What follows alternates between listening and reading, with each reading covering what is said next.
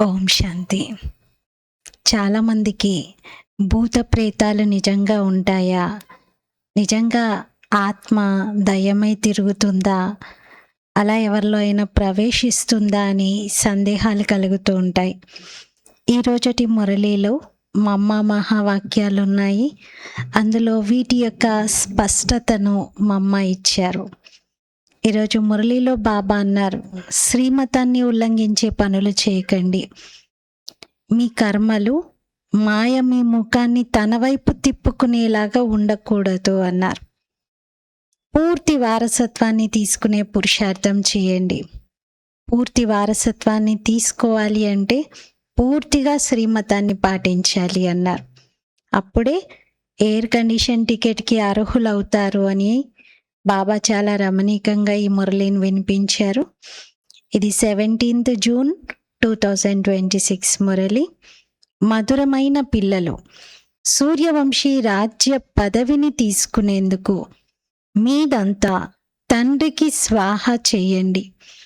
సూర్యవంశీ రాజ్య పదవి అనగా ఎయిర్ కండిషన్ టికెట్. మధురమైన పిల్లలు, సూర్యవంశీ రాజ్య పదవిని తీసుకునేందుకు మీదంతా తండ్రికి స్వాహ చేయండి. సూర్యవంశీ రాజ్య పదవి అంటే air condition ticket, AC ticket అంటే చాలా సుఖాన్ని పొందుతారు. ప్రశ్న: ఈ ప్రపంచంలో పిల్లలైన మీకన్నా గొప్ప అదృష్టవంతులు ఎవరూ లేరు. ఎలా? జవాబు: పిల్లలైన మీ సన్ముఖంలో అనంతమైన తండ్రి ఉన్నారు. వారి నుండి మీరు అనంతమైన వారసత్వం తీసుకుంటారు.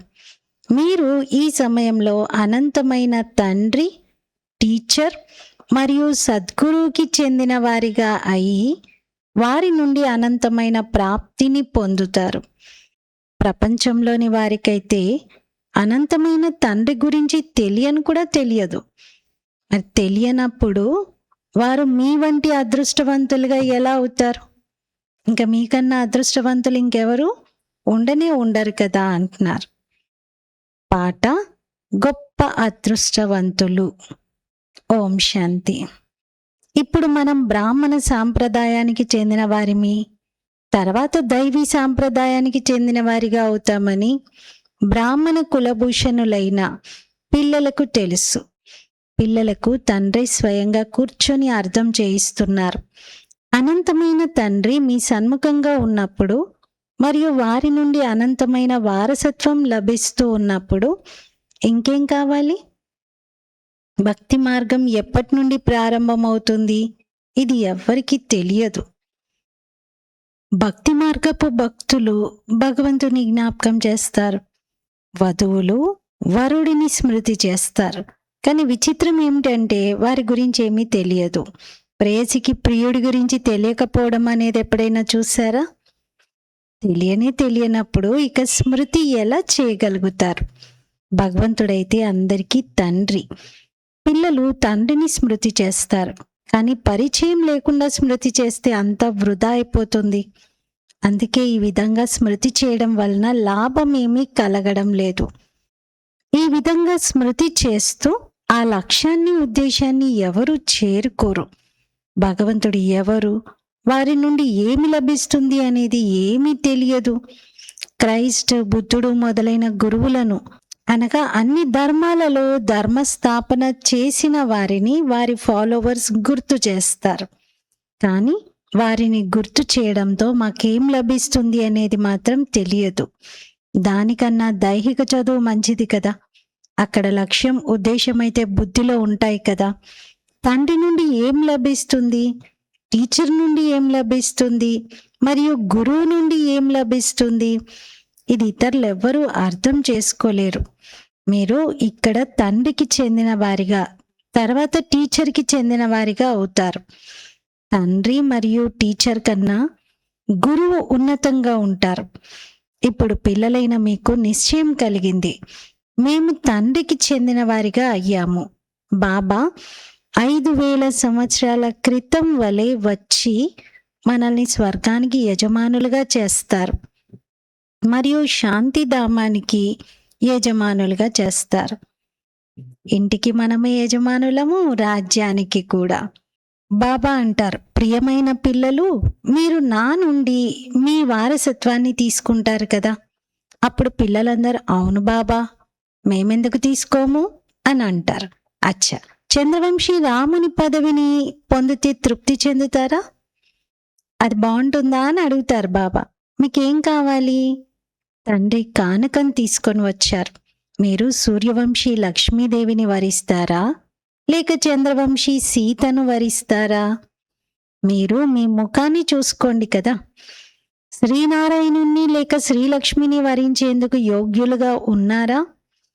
యోగ్యులుగా అవ్వకుండా ఎలా వరించగలుగుతారు? ఇప్పుడు తండ్రి కూర్చొని అర్థం చేయిస్తున్నారు. కల్ప క్రితం ఎలాగైతే అర్థం చేయించారో యథావిధిగా మళ్ళీ అర్థం చేయిస్తున్నారు. మీరు మళ్ళీ వచ్చి వారసత్వాన్ని తీసుకుంటున్నారు. అనంతమైన తండ్రి నుండి అనంతమైన వారసత్వాన్ని తీసుకోవడమే మీ లక్ష్యము, ఉద్దేశము. అది సూర్యవంశీ రాజ్య పదవి. సెకండ్ గ్రేడ్లో చంద్రవంశీయులు ఉన్నారు. ఉదాహరణకు air condition first class, second class tickets ఉంటాయి కదా. అలా సత్యయుగ రాజధాని అంతా కూడా ఎయిర్ కండిషన్ అనుకోండి. ఎయిర్ కండిషన్ కన్నా ఉన్నతమైనదైతే ఇంకేది ఉండదు. ఆ తర్వాత ఫస్ట్ క్లాస్ ఉంటుంది.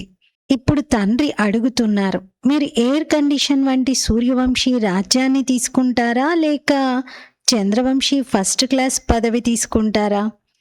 దానికన్నా తక్కువగా అంటే సెకండ్ క్లాస్లో నంబర్ వారీగా వారసులుగా అవ్వండి.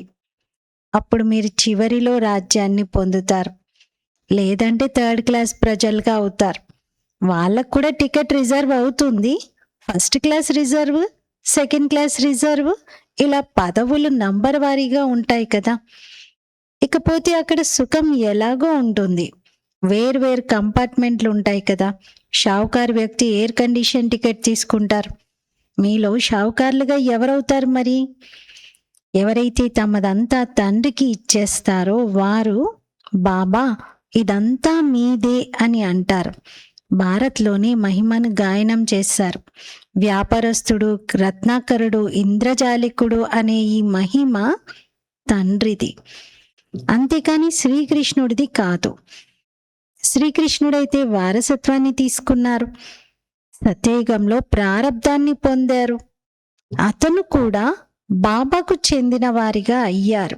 ప్రారబ్ధాన్ని ఎక్కడో ఒక చోట నుండైతే పొంది ఉంటారు కదా. లక్ష్మీనారాయణులు సత్యయుగంలో ప్రారబ్ధాన్ని అనుభవిస్తారు. వారు తప్పకుండా గతంలో ప్రారబ్ధాన్ని తయారు చేసుకొని ఉంటారని ఇప్పుడు మీకు అర్థమవుతుంది. నెహ్రూ ప్రారబ్ధం ఎంత బాగుండేది.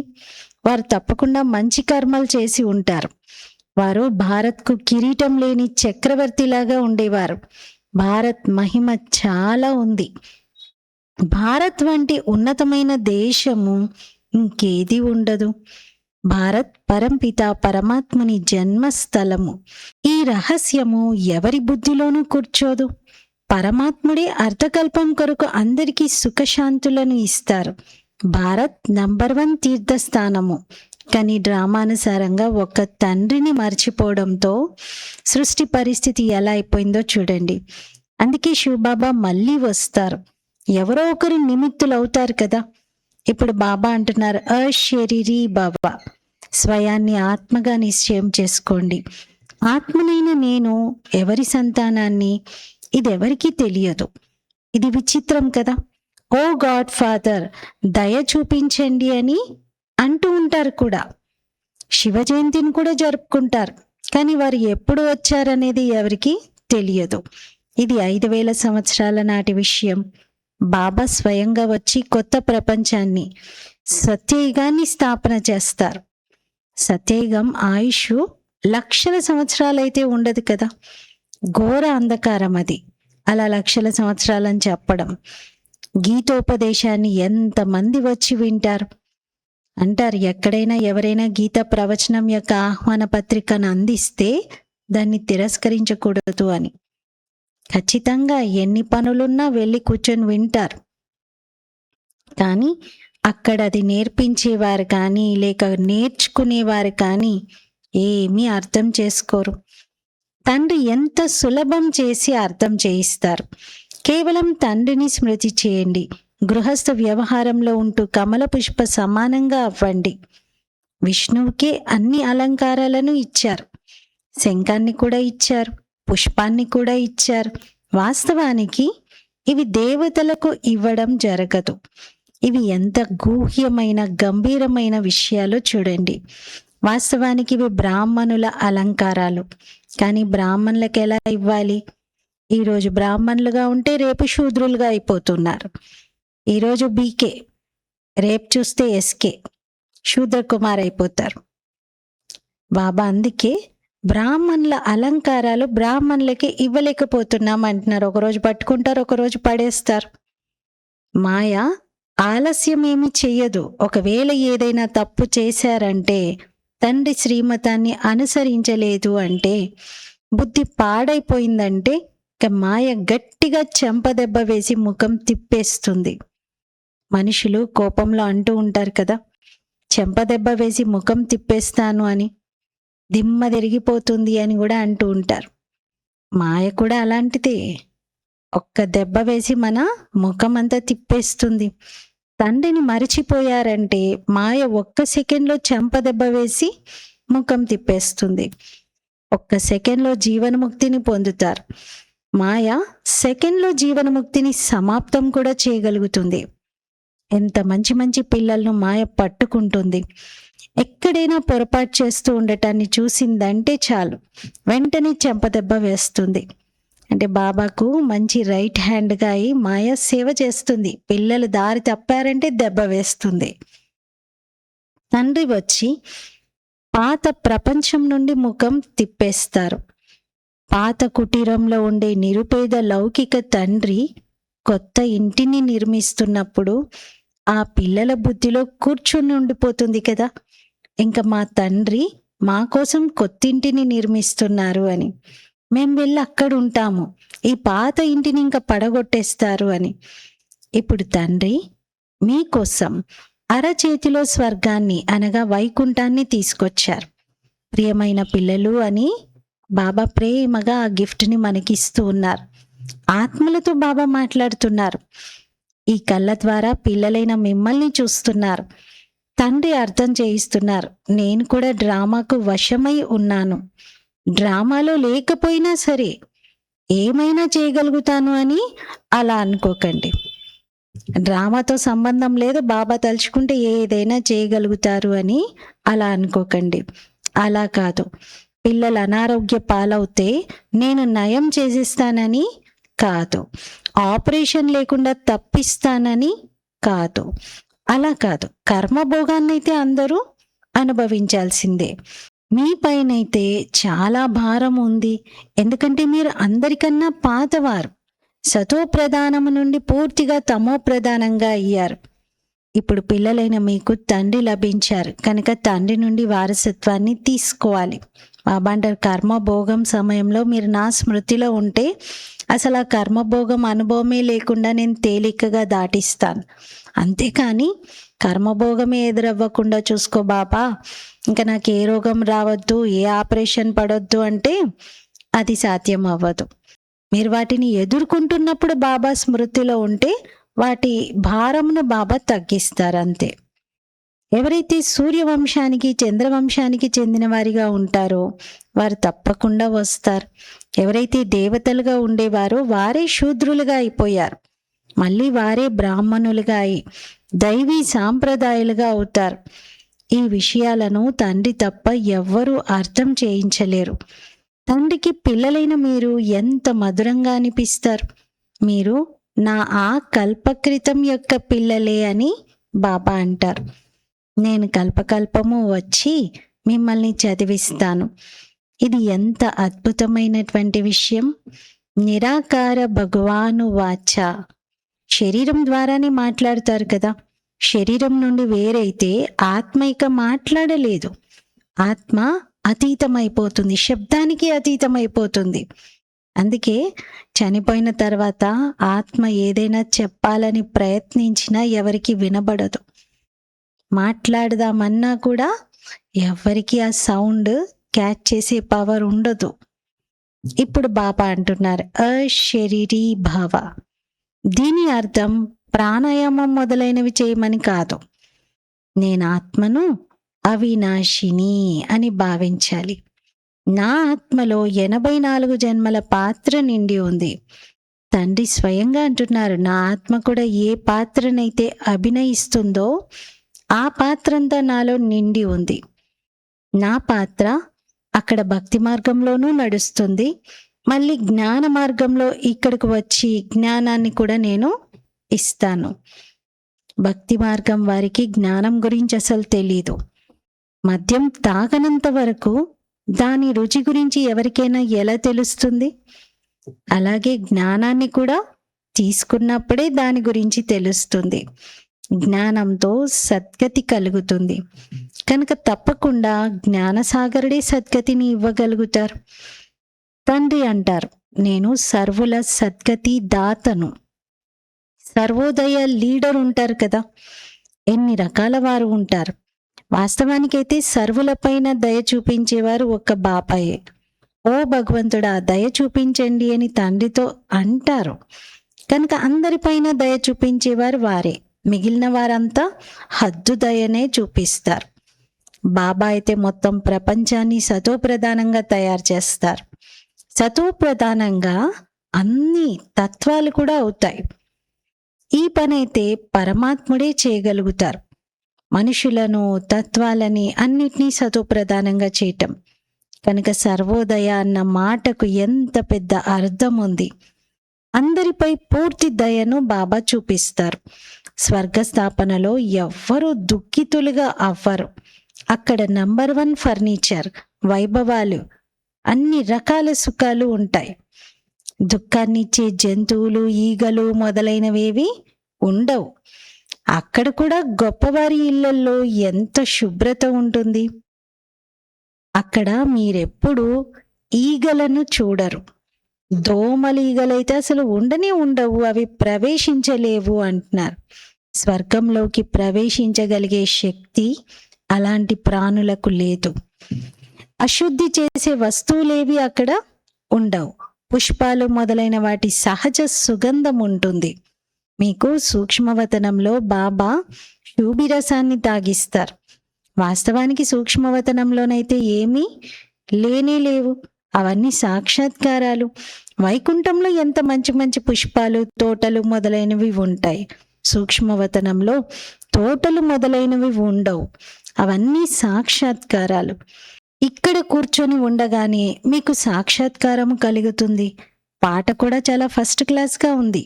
మీకు తండ్రి లభించారని మీకు తెలుసు. ఇంకేం కావాలి? అనంతమైన తండ్రి నుండి అనంతమైన వారసత్వాన్ని తీసుకుంటారు కనుక తండ్రిని స్మృతి చేయాలి. తండ్రి మతము ప్రసిద్ధమైనది. శ్రీమతము ద్వారా మనం శ్రేష్టాతి శ్రేష్టంగా అవుతాము. మిగిలిన వారందరివి ఆసురీ మతాలు. అందుకే సత్యయుగంలో సదా సుఖం ఉండేదని, లక్ష్మీనారాయణల రాజ్యం ఉండేదని వారికి తెలియదు.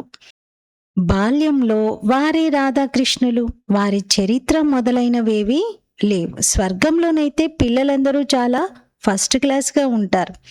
అల్లరనే మాటే ఉండదు.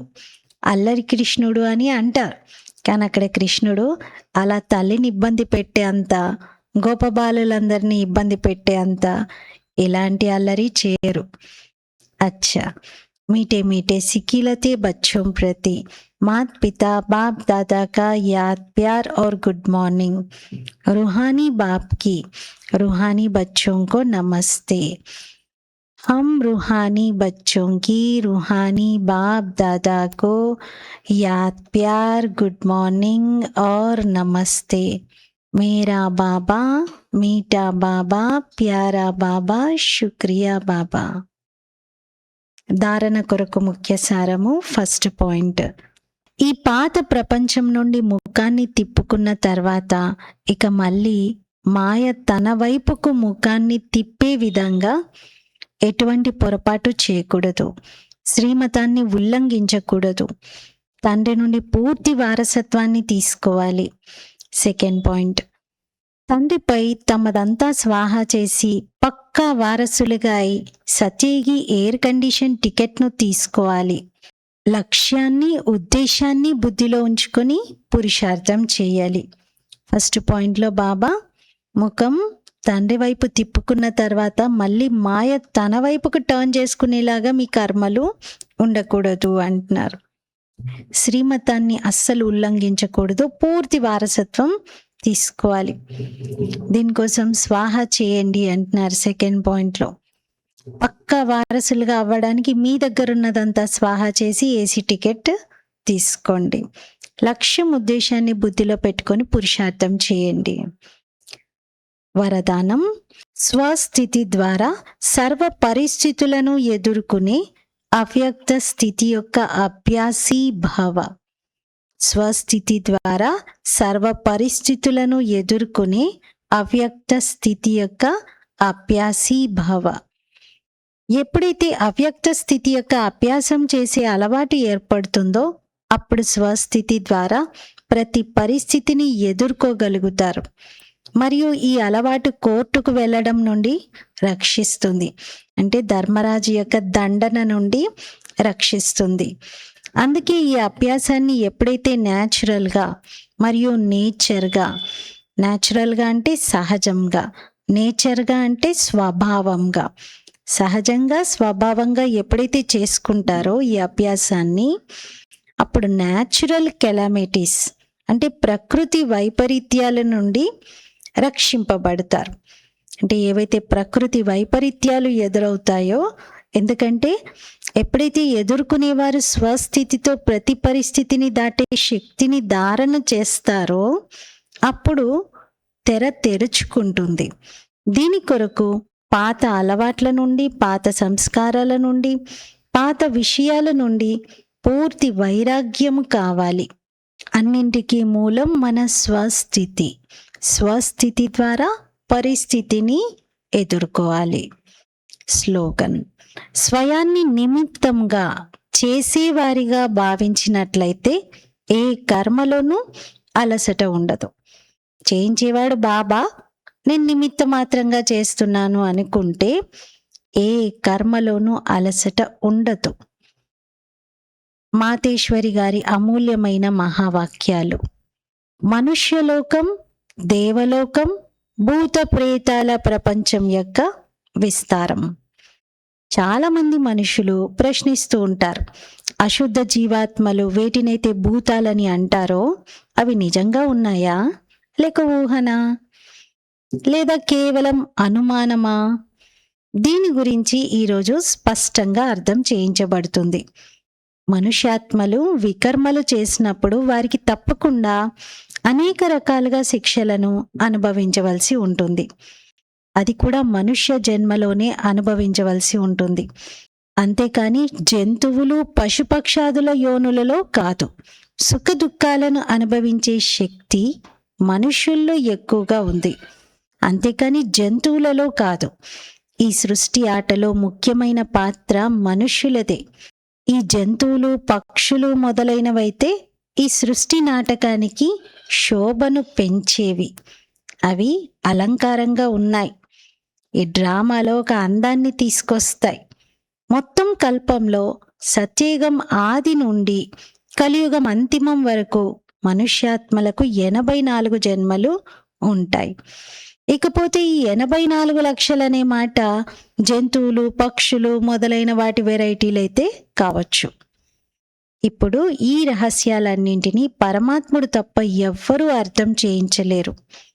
ఆత్మల నివాస స్థానము బ్రహ్మ మహాతత్వము అనగా నిరాకారి ప్రపంచము. ఇకపోతే ఈ జంతువుల ఆత్మలు బ్రహ్మ మహాతత్వానికి వెళ్ళలేవు. అవి ఆకాశతత్వంలోని పాత్రను అభినయిస్తాయి. వాటికి కూడా ఇమర్జ్ పాత్ర మరియు సతోరజో తమోలలోకి వచ్చే పాత్ర ఉంటుంది.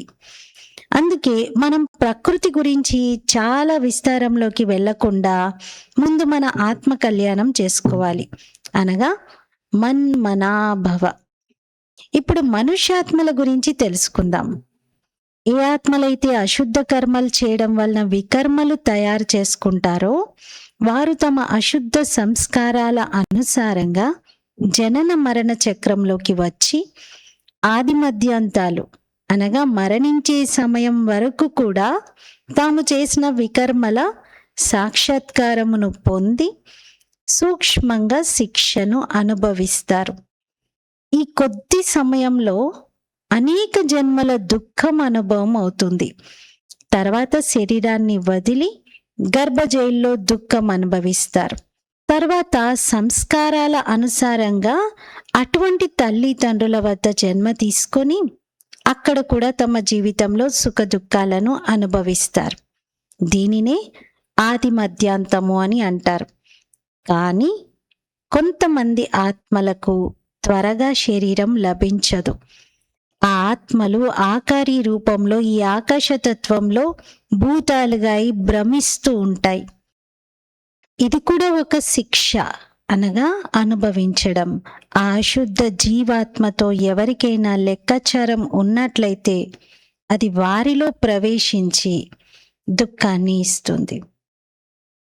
బాగా వికర్మలు చేసిన వారు శరీరం విడిచిపెట్టిన తర్వాత మళ్ళీ నెక్స్ట్ ఇంకొక శరీరంలో ఆత్మ ప్రవేశించడానికి అక్కడ వాళ్ళకి ఏ శరీరం కూడా, అంటే గర్భంలో ఏదైనా ఒక పిండంలో ప్రవేశించాలి కదా, అది వారికి దొరకదు. ఇంకా ఆత్మ అలా తన సూక్ష్మదేహంతోనే ఆకాశతత్వంలో తిరుగుతూ ఉంటుంది. ఇక దానికి ఎవరితో లెక్కాచారము ఉంటే ఆ జన్మలో, గత జన్మలో వారిలో ప్రవేశించి వారిని బాగా ఇబ్బంది పెడుతూ ఉంటుంది. అనగా లెక్కాచారాన్ని పూర్తి చేసుకున్న తర్వాత వెళ్ళి తన శరీరాన్ని ధారణ చేస్తుంది. కొంతమంది జీవాత్మలైతే ఎవరిలోనైతే ప్రవేశిస్తాయో వారిని చాలా కొడతాయి కూడా, చాలా కష్టం కలిగిస్తాయి. కానీ ఇదంతా లెక్కాచారాలలో శిక్షలు అనుభవించే ఒక విధానము. కావున అందరికీ మనుష్యతనువులోనే సుఖ దుఃఖాలు అనుభవం అవుతాయి. ఈ విషయం మీకు అర్థం చేయించడం జరిగింది. ఏ ఆత్మ అయితే ముక్తిధామం నుండి ఈ సాకారి ఆటలోకి వస్తుందో అది మధ్యలో తిరిగి ముక్తిధామానికి వెళ్ళడానికి ఉండదు. కానీ తాను చేసిన అశుద్ధ శుద్ధ కర్మల అనుసారంగా సంస్కారాలను తీసుకొని సుఖ దుఃఖాల చక్రంలోకి వస్తుంది. ఆత్మలన్నింటికీ పునర్జన్మలు ఉంటాయి. కేవలం ఒక్క పరమాత్మకు మాత్రమే పునర్జన్మలు ఉండవు. అచ్చా, అవ్యక్త ప్రేరణలు సదా హర్షితంగా ఉండేందుకు తమ నేచర్ను సరళంగా తయారు చేసుకోండి. సహనశీలురుగా అవ్వండి. స్వచ్ఛమైన మనస్సు కల పిల్లలు బాప్దాదాకు అందరికంటే ప్రియమైన వారు. స్వచ్ఛమైన మనసు కలవారు సదా బాప్దాదా హృదయ సింహాసన అధికారులుగా ఉంటారు. వారు వృత్తిలో, దృష్టిలో, మాటలలో, సంబంధ సంపర్కంలో సరళంగా మరియు స్పష్టంగా ఒకే విధంగా కనిపిస్తారు. సరళతకు గుర్తు మనస్సు, బుద్ధి, మాటలు ఒకే విధంగా ఉండటం. మనసులో ఒకటి, మాటలో మరొకటి ఉండకూడదు. అలా ఉంటే అది సరళత కాదు. సరళ స్వభావం కలవారు సదా నిర్మాణ చిత్తులుగా, నిరహంకారిగా, నిస్వార్థంగా ఉంటారు. వారు సరళ చిత్తము, అంటే వారి చిత్తము కూడా సరళంగా, వారి మాటలు సరళ వాణి, సరళ వృత్తి, సరళ దృష్టి కలవారిగా ఉంటారు. అంటే అన్నిటిలోనూ సరళత కనబడుతుంది. దృష్టిలో, వృత్తిలో, వాణిలో, చిత్తములో అన్నింటిలోనూ సరళత కనిపిస్తుంది. ఈరోజు స్వమానము: నేను అవ్యక్త స్థితి యొక్క అభ్యాసి ఆత్మను. నేను అవ్యక్త స్థితి యొక్క అభ్యాసి ఆత్మను. ఈ రోజంతలో ఏ పరిస్థితినైనా స్వస్థితితో ఎదుర్కొందాం. స్వస్థితితో పరిస్థితి పైన విజయాన్ని పొందుదాం. ఓం శాంతి.